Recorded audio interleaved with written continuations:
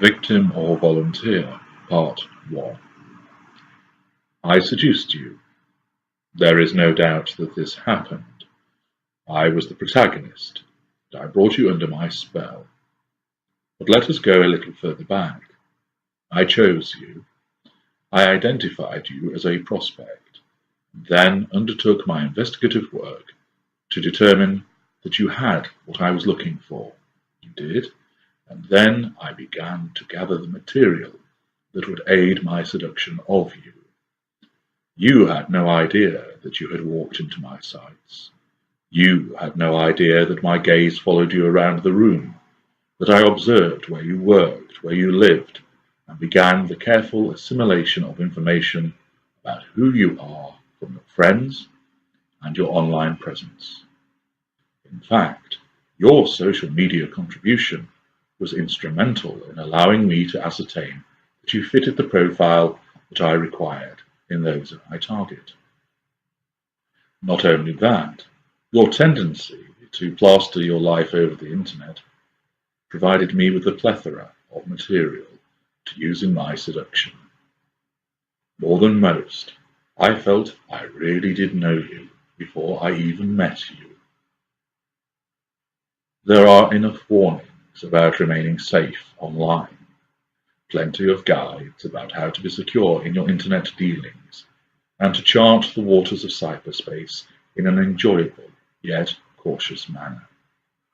Not that you paid any regard to these comments, since you provided observations, photographs, location tags, and such like that you threw like broadcasted seeds out into cyberspace.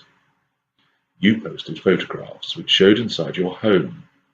It was easy enough from your frequent location tags to work out the neighborhood where you lived, and then using the photographs to identify which was your house. You didn't see me sat in the car outside, as I waited one morning for the confirmation that that was where you lived. I had a good look through your windows as well, seeing as how you opened all the blinds, and that hedge meant nobody saw me taking note of what lay within your house. Some might say that such an approach meant that you asked for what happened. Would it be uncharitable to suggest that your lax approach to sharing your life on social media caused you to stand out as a ready target? It was not difficult to engage you. You are, after all, a bright and vivacious person with many friends. Indeed, those friends enjoy talking about you to people, and they offered up more information about you. Perhaps you should reconsider who you trust with information about you. I was always pushing on an open door with you, and even the surprising hesitancy you showed when I suggested we sit in a booth together in that bar was soon overcome as I began to mirror you. Did you not think it strange that I just happened to like jet skiing and was apparently a member of the same club as you? That I loved Thai food and enjoyed dance music? Our mutual love of rugby, I had to swat up on that admittedly, provided the opening for a date at a rugby match. Did you not think it was unusual that we clicked on so many levels, or were you just swept away by the fact that we did, and therefore never gave it a second thought? Some might suggest that this was opening yourself up to my charms rather too quickly, or are they being unduly critical of you?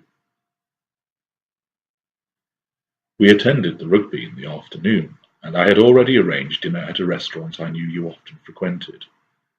You expressed such delight at this surprise by planting a huge kiss on my lips. I knew you are an excitable person, but did you ever stop to think how, out of the thousands of restaurants in this city, I knew this was your favorite? You actually did ask me as we dined how I knew about this place, and I explained that a client had recommended it to me. When you explained it was your favorite, I feigned surprise and added that I just thought you might like it. You did not pick up on how I was able to secure a booking on a Saturday, at an excellent table to boot. But then, how were you to know about the slip notes passed to a member of staff? After all, I move with an air of considered confidence, So it all fitted together, didn't it, that I would command such close attention from the waiting staff through the evening. You even missed the fact that, somewhat inebriated, I was able to tell the taxi driver where you lived. I had become somewhat amused at how easy this was proving to be.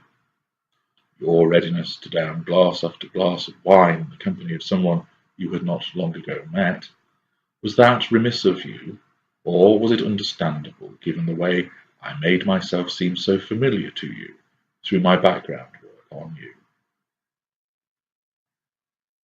I decided to let slip your address to the taxi driver, even though you had not given it to me. Yet you completely missed me doing this. As I helped you into the taxi over the gent, you missed the almost reptilian smile that I gave. I didn't. I saw it reflected back at me in the window of the taxi. I had earlier plied you with plaudits and listened to you offer me up even more information, telling me where you worked, what you did there, information about your colleagues, taking me through your relationships with your family, your favourite musicals, and so on. I logged it all as you opened up to me, pouring so much knowledge in my direction. There are those who might consider that to be a natural thing to do, social lubrication, which makes the interpersonal relationship easier, and who is to say they are wrong? You accepted my compliments with good grace, and returned them, which pleased me considerably.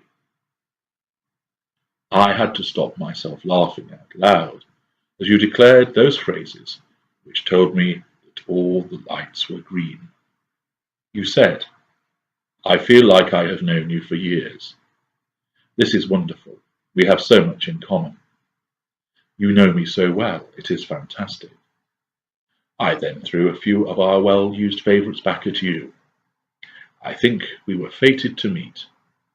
I've never clicked with anybody the way I have with you. I know it is only the second time we have spent together, but I feel a connection with you. I may as well have stood on the restaurant table and waved a huge red flag in front of you, with klaxons blaring in the background. You did not notice. Was that negligent of you? Ought you, as a self-professed intelligent and independent person, to have seen these warning signs and acted upon them? Perhaps you did, and decided that the risk was worth taking. If that was the case, I know that there are people who would regard you as consenting to our entanglement, with some degree of knowledge that something was not quite right, but you were happy to waive this concern. It was too tempting to miss out on someone like me. Was that how it flashed through your mind? The dates came and went, and my tendrils wrapped around you. I stayed over in your house on the second date. You yielded readily to my overtures, and we engaged in frenetic, athletic love-making, which enabled me to play one of my aces. It was following one such energetic coupling that you held me, and with sincerity shining from your eyes, whispered that you felt that you were falling in love with me. I smiled and nodded, because, after all, love comes quickly with our type, and I was positively delighted that you had given this indication even before I had the opportunity to play that particular card. Did you replay that conversation and all the other beautiful ones we had that evening of love-making? Of course you did. You always do, because the recall of such scintillating times causes a soaring sensation in your chest. Did you evaluate what this meant? Did you consider it against other relationships in order to benchmark your feelings? Some might suggest that the cautious and sensible would do so and apply some slowing touches and undertake some verification of everything that you were being told, but you did not. Was that slipshod of you? You were given the signs. You were handed the warnings. They were plain enough to see. Many of them were conventional in nature. I only hid them in plain sight, as I always do. Perhaps you are at fault for not paying heed to them. Then again, how could you be expected to resist me? I have done this so many times, and you, surprisingly, have not been seduced by my kind behaviour before. I bet you have said the label attached to my type less than half a dozen times. How could you be expected to put up any resistance when you are being flattered and wooed in such a convincing manner? Why would you stop someone from being so pleasant? Who would? Maybe it is an entirely unfeeling and harsh judge who expected you to know better and remain vigilant. You let me in. You opened the door and left it open whilst providing me with a key to it, and the key to the back door as well. You allowed me to permeate every element of your life from your bed to your buddies. Should you have listened to that one friend who cautioned you against moving so quickly? She was just bitter, wasn't she? After all, that is what we told you. Why on earth would you have any reason to disagree with us? Your family all felt that I was wonderful, even your sister, who in the past has been notoriously difficult to please. Actually, she isn't. You just need to know what to say, but that's a different story. So you could be forgiven for deeming their reactions as an accurate weather gauge of who I was.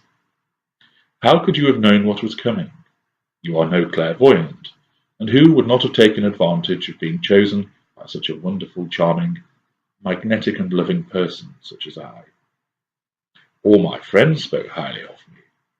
Did you not pick up on how rehearsed they often sounded when lauding my attributes? No? Never mind. It was too much to expect you to do so, wasn't it? On went our relationship, two entwined lovers, the world at our feet, happiness all around us, a beautiful and enchanting romance. Who would not want such a thing? You have to have an open heart, haven't you? Otherwise, how can you ever be happy? You have to trust, don't you? Otherwise, how will you ever find anybody? You have to bare your chest and lift your throat to the world. Nothing ventured, nothing gained, and so on. Anybody else would have done the same, surely. Are you to be judged by the universal standard and forgiven for not seeing a predator making his way towards you, snaking his tendrils about you, and sinking those sugar-coated fangs into your naive neck? Or ought you have noticed, but became too caught up in your fantasy of perfect love that you blinded yourself? Does that make you culpable? Then again, did you see the signs but you actually ignored them, content to brush them to one side because your heart told you this was a once-in-a-lifetime opportunity to be with me? Were you a victim, or did you volunteer?